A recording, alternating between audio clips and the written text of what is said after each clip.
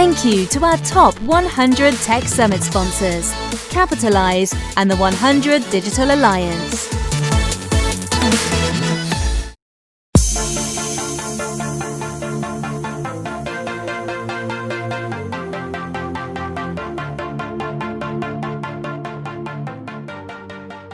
Welcome to the Digital Accountancy Week, and more specifically to the Top 100 Tech Summit part of the week. My name's Alastair Barlow, and if you've never come across me before, I'm the founder and chief dreamer at Flinder, an accounting, consulting and data analytics business born in London. We run finance functions for complex, fast growth but equity-backed businesses in London and work with businesses all over the world from a consulting and data analytics perspective. And if you have come across me, you'll know I love talking about data, and one of the phrases we use very often is heterogeneous data mashing, which is something we thrive on here at Flinder, bringing financial and non-financial data together to help make better decisions. And that's what we're going to be exploring today. We're going to be talking about data analytics with the view to making better decisions. And so today I'm super excited to be combining two of my passions, which are data analytics and cars. And we're going to be doing that with a British brand that is one of the most beautiful ranges of vehicles, Jaguar Land Rover. We're going to be exploring how JLR are exploiting data analytics in their global business to not only improve efficiency, but also margins and revenue. And today I'm joined by Michael Mills, Finance and Transformation Director at Jaguar Land Rover and ACCA member. Thank you, Michael, for joining us. Thanks, Alastair. Glad to be here. And in today's session, I want you to walk away with three things. One, why bother and how to start with data analytics. Two, we're going to cover some tangible examples of where data analytics can shift behaviors and grow revenue and margin. And thirdly, something that's probably a little bit less talked about in the finance world, the appreciation of softer skills needed to get the most out of data analytics. And while you listen to this, I want you to have both your business but also your clients' businesses in your mind. You can use data analytics for your own business, but actually your clients are probably the ones that have much greater volumes of data to work with, and therefore it becomes much more powerful to use that. So enough from me. Michael, it would be great if you can share 60 seconds overview of yourself and how you and JLR got into data analytics. Yeah, absolutely. So firstly, I work within the business partnering element of finance. And I business partner the commercial function, and within the commercial function, we split within 5 regions, of which the UK is one. So I have financial responsibility for the UK. It's a 4 billion turnover business, 300 employees across sales and marketing, service. And on top of that, I also look after the transformation element and the PMO office and the business office. So a bit of operational and a bit of finance. In terms of JLR and data, well, JLR one is extremely data rich. We have lots of systems, but they're very cumbersome. They can be quite old. So like many business, it's, what do you do with it? How do you bring it together? So that's where data and analytics really comes in. So like I said, we're a data rich business. We are trying to make ourselves very decision orientated around data, hence data analytics. And it's something that we've been trying to grow over the last few years. We've got a specific team full of data scientists, data architects, and amongst others that are really trying to help us on that journey. So much so that we've had a new CFO, a chap named Adrian Mardell, who's been in the role for a year. And one of the first things he did when he came into the role was he brought data and analytics into the finance function, because he saw the value of it and really felt that in order to drive the business forward by bringing that functionality and that function into finance, it would really kind of strengthen the team that we already had. And so that's interesting. So a few points already there that I want to pick up on. So actually that's quite often the reason for a transformation or a change in a business, is that there's a new CFO that's come in. Had he had experience of data analytics before, and that's kind of why he wanted to bring it in? Yeah, so he was he's been in the business for a very long time. He's come to a huge milestone, which you won't want me to share. But he was in finance. He moved out of finance into more of our strategy department, where analytics and data, that's where it's at. So when he came over, having experienced that, saw all the fantastic work they were doing, he basically said, "Look, I'm going to take the top job. That's my pound of flesh that I want. So he kind of brought them along with him. Yeah, brilliant. And tell us something a little bit more about, or enrich what data is and what data means to Jaguar Land Rover in terms of, you know, a lot of people listening to this as small practice will only really think about financial data, and they want clean financial data. They want it to be complete, they want it to be accurate, and they want to use that. But at JLR, you go way beyond financial data to make really, really informed decisions. Give us some examples of different data points that you pull in together in that data analytics team. Yeah, of course. So Jaguar Land Rover, you know, we design, we engineer, we purchase parts, we then manufacture it, and then at the very end, we market and sell. So across all those different areas, there are data points that we create, be it from engineering specifications like weights, like you know, certain tolerances on materials, to purchasing in terms of what they then cost, and then in terms of what we're then going to sell them for.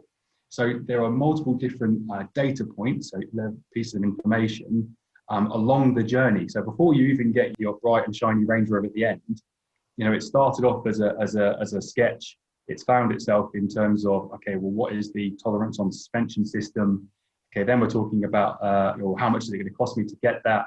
We're then talking about, well, actually, how many of those can I produce in the manufacturing world? How many can I purchase?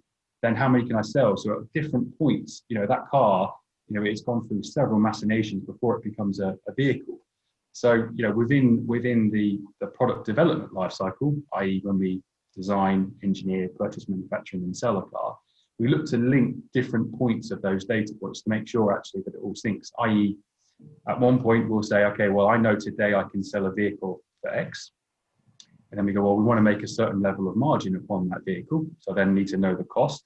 But that means I need to go back into the engineering world and say, actually, guys, can you engineer it cheaper? Can you make something that's got maybe less attributes? Maybe I don't need it to be so competent on the road. Okay, so actually, what kind of wade depth do I need it to be? So the new Defender that's currently out, you know, it can wade in water almost up to a meter. Now, some of our other vehicles don't need that capability. Therefore, that capability, I'm going to strip content out, I'm going to strip cost out, I'm going to strip weight out, I'm going to strip money out, and therefore I may improve margin. So those are different data points. Some of them are completely non-financial. It's about, you know, how much material have I got in there? What's the wade depth that I can go through water? They then help me in terms of my end goal, maybe to drive the margin. So, you know, those are just an example of whereby different data points along the product life cycle that can invariably help you at the end, which is maybe about increasing your margin. Yeah, and actually through all those different data points through that life cycle, and whether it's a product or a service, you've only really touched on the margin as a small fraction of that. The rest of it goes into labor, it goes into specifications, it goes into weight, it goes into material, it goes into kind of the end product specification or the functional requirements of the customer or perceived requirements of the customer, and only a tiny little bit at the end is the margin. So it really goes to show how important it is to track this non-financial data to get the most out of just enriching what you get as a KPI or as a metric. So how does JLR go about identifying? So you have all this data, and I'm sure you had it before you even focused on data analytics. But how do you go about identifying, right, this is a project we're going to focus on? How do you actually get into the actual nitty gritty of, right, we're going to leverage our data analytics team and experience and do something in one particular area of the business? So, I mean, in particular in Jaguar Land Rover, we are going through a level of change like many businesses, but this change was going on before the pandemic. And as part of that, we have a program called Charge Plus. It's about trying to deliver £2.5 billion of improvement to the business. Recently moved up to 4 billion. So through that, we have a number of areas that we know that we need to improve, be it product quality, landed cost, and a number of other areas. So there's already a number of pillars that we've set out as a business that we know if we go after those, we can make a material improvement. So firstly, the analytics team will say, right, okay, well, those are the main pillars. So if you go after those, there's going to be some really big chunks of opportunity there. But to be honest, the way that we've set up the analytics team, even though they're in the finance department, we've kind of given them a bit of an entrepreneurial approach and said, look, you're within the mothership, but you're actually kind of aside of that. Really, your main mission is chase down the opportunities, chase down the money, keep it dead simple. Don't get them bogged down by the usual, business usual stuff. So they've been given a remit of, well, if you go for these areas, you're probably going to find something quite big. But equally, be entrepreneurial, be agile, and try to find them. And then by being part of the finance department, it allows them to hear what's going on, allows them to hear what the problems are, and also allows us an opportunity to come to them with opportunities. So it's quite organic in terms of they'll go out and hunt for it, be really entrepreneurial, or they'll get a couple of crumbs here and there, and then they just follow the breadcrumbs. And given data analytics, sometimes it's about creating relationships, it's about creating link, bringing different sets of data. Giving them those few breadcrumbs, it's just music to their ears, and they can go off and find those opportunities, which, to be honest, sometimes we just don't see, because I live in the commercial world. I don't necessarily see the other end of the business, but our data analytics team are very, very good, because that's where their skill set is of creating those joins, creating those connections, and then linking something that you would normally think, well, that's got absolutely no relationship whatsoever. Why are you doing that? And they do it, and you're like, oh my God, we're sitting on a gold mine here, people. We're sitting on a gold mine. So, and I find that really interesting, because it's not one approach. There's kind of a few approaches that come off there, really, for JLR as a strategy to use data analytics to reduce margins, increase revenue, save costs. And there might be a bit of a kind of a baselining, or actually starting at a vision and strategy, saying we need to save this these billions of costs or grow revenue. Go and find these big areas, these big chunky areas. And actually that's from an assessment of knowing that you're inefficient in certain areas. So they're kind of targeted that way.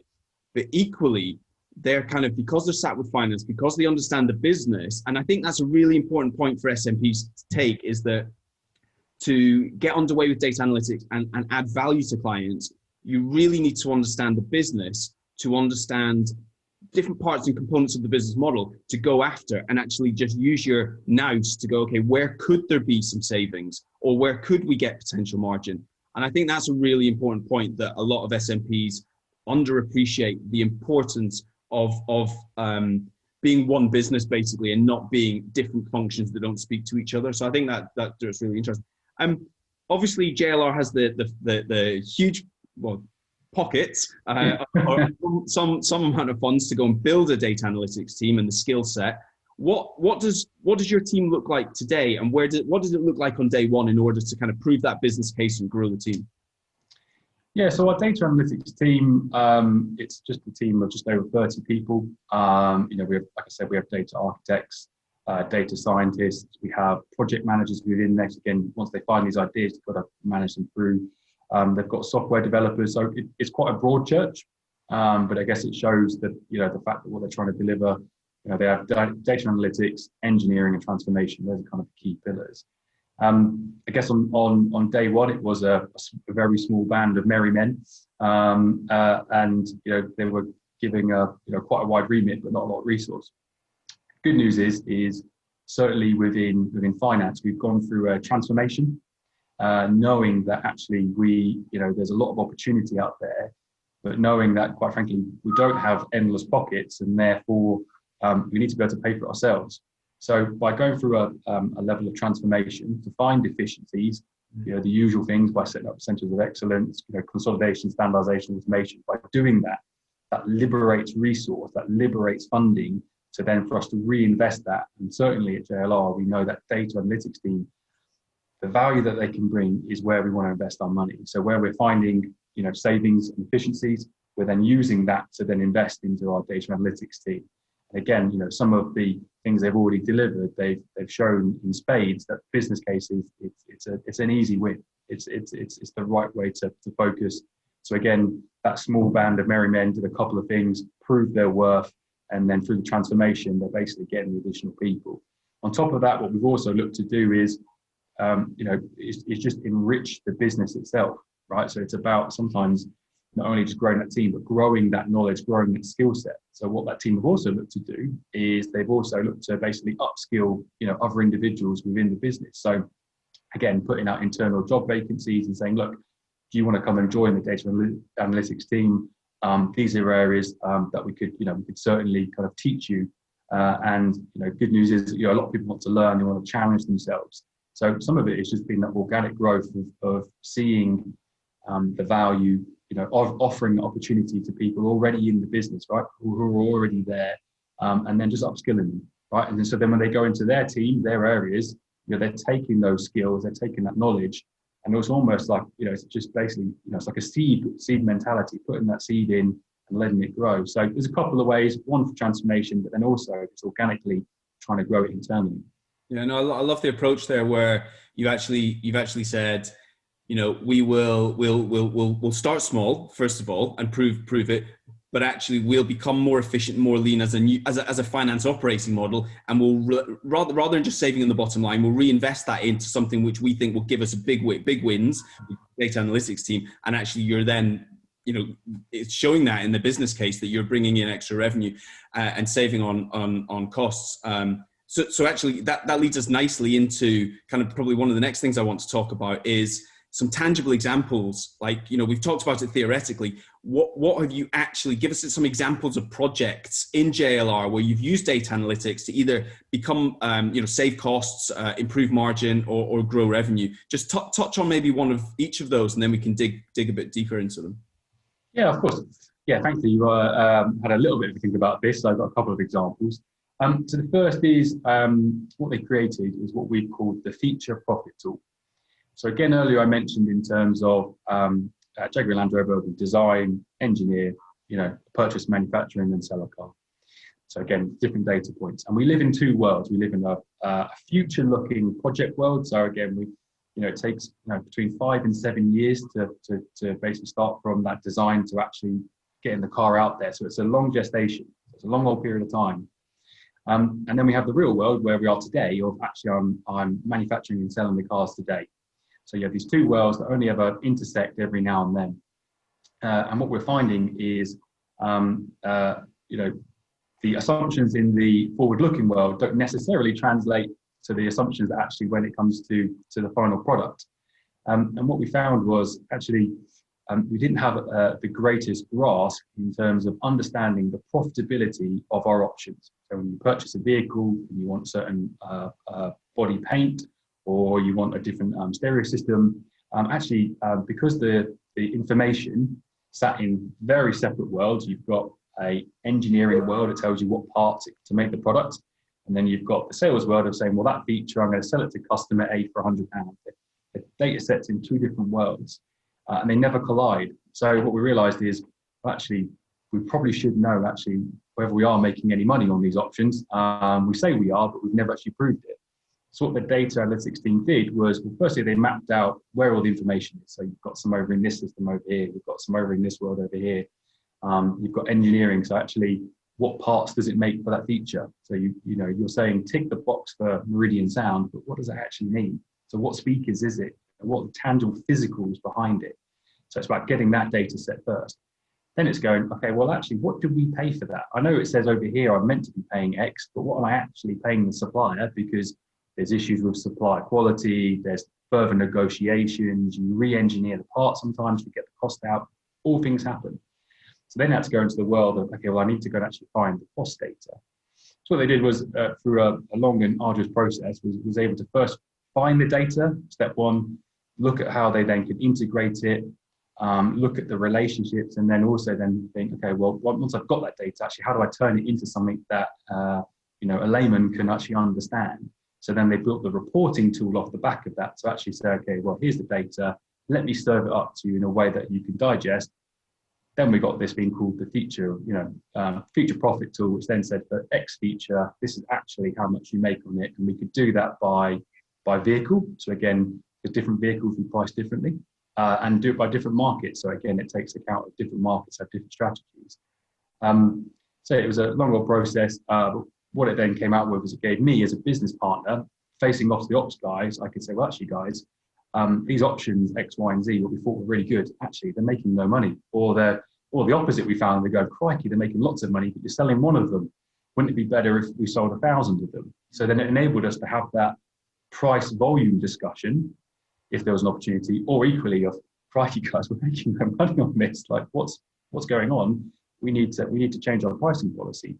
So it was a bit of an own goal in terms of we didn't have that data to hand, and then when we did get it, it was a bit of a coming to Jesus moment. But since then, it's really enabled us to drive the bottom line by either repricing elements, strategically stopping selling them all together, or really seeing there's an opportunity that there's flexibility, then we can go after it. Because one of the most important thing about data analytics is taking action on the back end of that, right? And it's what you say. It's about stopping selling a model if it's costing you more than a cheaper model, or it's about trying to put more volume out, or trying to change behaviours in the business to move to kind of selling something that is more profitable. So ultimately, it's about action.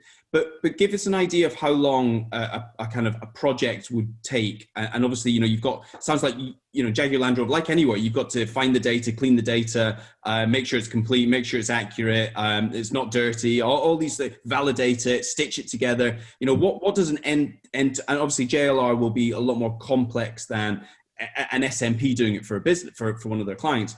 But nonetheless, it'll still be an end-to-end process that takes time, still have the same kind of steps in place. Yeah. So for that one in particular, because it was the end goal was we needed something that could be usable by the entirety of the commercial function and the engineering function. So basically, everyone had a stake in it, because either engineering realised actually they're engineering a part that doesn't make any money, or purchasing knew that they were purchasing buying a part that made them money, or sales were selling something that made them money. So it was it had lots of stakeholders within that. So because of that, it was a longer project than some of the other ones. So that, I think, end to end was between 3 and 6 months, because it had a number of iterations as well, right? So that's not, it's not one shot, one kill. It's the team, like I said, very entrepreneurial. They apply a very agile approach. It's about failing fast. So we went through several iterations of it, and the iterations were really just maturity of the process, maturity of the information, maturity of the speed as well. So again, we wanted to be able to have something that could move really, really quickly, that could help us make decisions, that didn't take a month to refresh, how the usual, sometimes it takes a month to get the next data set. Now we wanted something that was instant, that could therefore influence at the point of the decision as opposed to after it. So it took, like I said, a couple of iterations to get us there, but the end result of failing was, again, we learned as we went. We go, actually, that data source isn't the right way. How else can we get it? How else can they pipe it in? So again, it was a longer one, but I think it was certainly worth it, because now it's used in earnest, and it's used, I use it a lot, and I get my team to use it a lot as well when we're having discussions with the product team. I had a product review earlier today, and we were looking at, cars that are coming out in 2 and 3 years. We were using that tool to aid us in that discussion. So it's not just short term it's helped you, and it's helped you in the longer term planning as well of model. I don't know what the right word is. The kind of the model mix and the makeup of what you actually put on the different models. And actually, 3 to 6 months in a large multinational like yourselves isn't a long time. Not too bad. I think kind of that's quite lean in terms of the approach you have compared to a lot of multinationals that I've seen. And what's been the benefit so far of that then, Michael? So there's been a number of key benefits. Certainly we launched a product very recently, whereby actually one of our key features, we actually realised we were losing money on it. So actually we've had to completely change the product lineup and actually how it sits in the walk and actually how we price it. So it had an immediate impact in there. There's a number of factors whereby, at the moment, like many businesses, we are trying to ensure that our bottom line is stable, trying to get through the constraints that we are now. So it's enabled us to take some very targeted action, be it on pricing or be it on the actual product itself. That's enabled us to, leverage some opportunities. We're in a position now where the automotive industry is recovering. So we want to make sure as we recover, we are chasing down every opportunity, chasing down every customer. And we're doing it in a way that is going to give us that stability going forward. So yeah, it's been really helpful. And then that's just in my world. I think in the in the engineering world, my engineering colleagues, and certainly in the finance space, there's programs that will be coming out, some fantastic products, and it's enabled them to kind of actually reassess some of those assumptions. And they're, because of where that car is in its life cycle and where in its development, they're still able to either put feature on or take feature off, or to again change the mix. So again, such that when it is launched, that it will have a better improvement to the overall product mix, which will then drive down into the margin and the profitability of that vehicle. So certainly helped me now, and it's helped in terms of some of the stuff that you'll be seeing over the next 12, 18 months. I think one thing that's quite interesting, and I do want to come back. I want to get actual numbers from you, if you're able to share any numbers on specific projects, because I think that's what's really valuable to accountants. They want to know numbers and what that looks like, what that can look like from use of data analytics, because there's an investment. But actually, one thing that you made me think about, and we can touch on now, is that you've got someone sat in an office somewhere using a bunch of data. He's not out on the factory. He's not out. He or she are not out designing it. They're not talking to customers in a showroom. They're not seeing what the customer wants and what the trends are. But you've got a data scientist saying you need to take, or I'm suggesting you change this sound system, or you change this type of leather, and you've got someone in the showroom going, yeah, I get it, but actually the customer comes first, and the customer really wants this. So is there that battle between what the data scientists are saying will save and make JLR more money, or save costs, versus the brand of JLR and what you really want to exude to your customers and the quality that you want to have? Yeah, there's a lot of that tension, because we do have a very much a customer first focus. What is it? Put yourself in their shoes. What is their expectation of Jaguar Land Rover as a premium brand, premium automotive? What is it that they want? That's why we do a multitude of different focus groups where we get their input.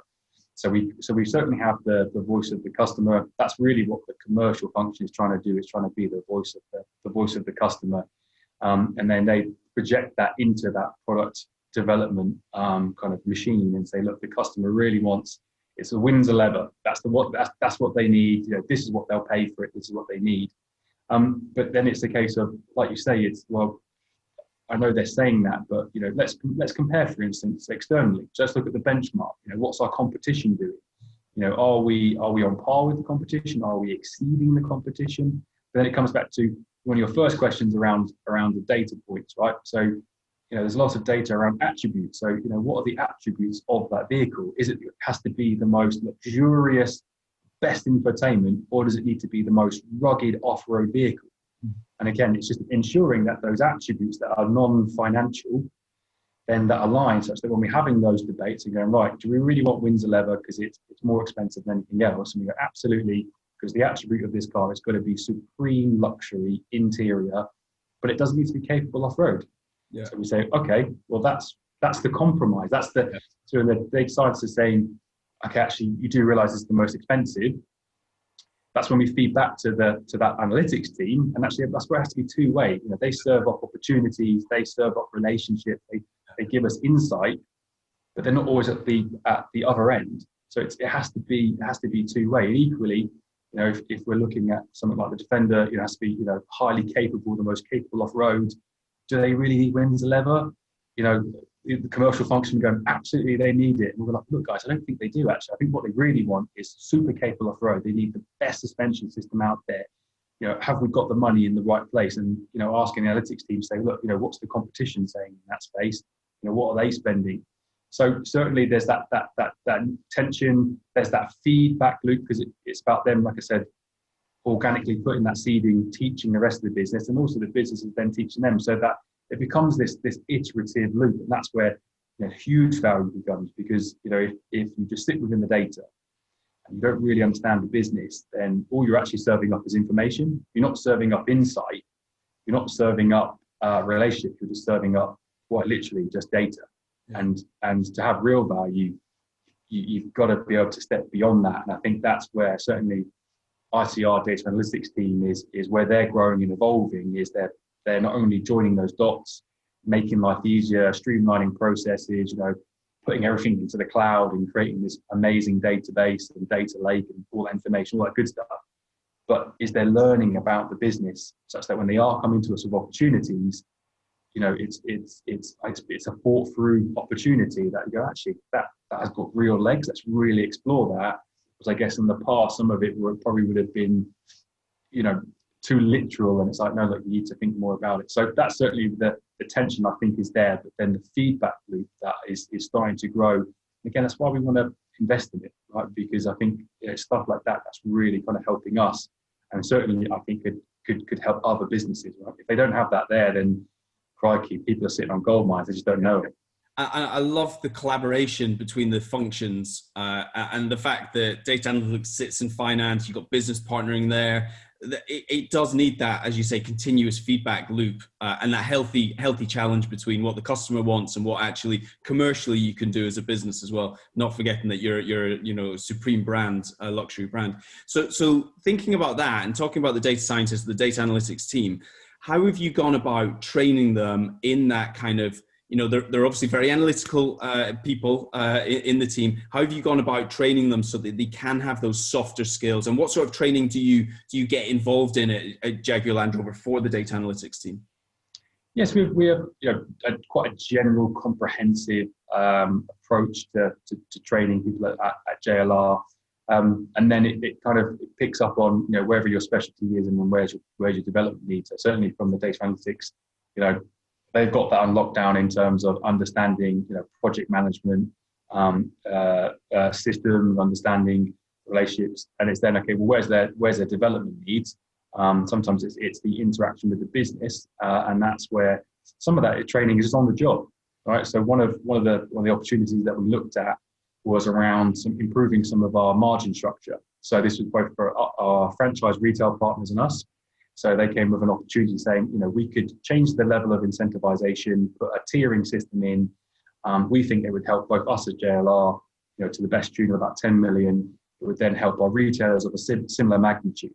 But the initial construct that they said that they put forward, we were like, look, guys, put yourself in the retailer. They will go bonkers. They will absolutely not buy into this. And if you don't get their buy-in, it won't work, because Jaguar Land Rover, we have a franchise network. They're our go-to-market strategy. They're our retail partners, and we need to work hand in glove with them. And they just hadn't appreciated that because they hadn't been exposed to it. So again, we were teaching them about how the retailers work. We took them to a retailer so we could kind of, talk to them about the idea, about the pilot, and therefore it was really on the job about, me as a business partner, as a finance lead, seeing this as a great opportunity, but understanding the limitations of what they'd initially proposed. So I thought, right, okay, well, let's help join those dots. So let's get them in front of someone who'd actually have to deliver this, such that they can learn, they can understand. So some of it is just, like I said, is using our relationship, so the finance analytics,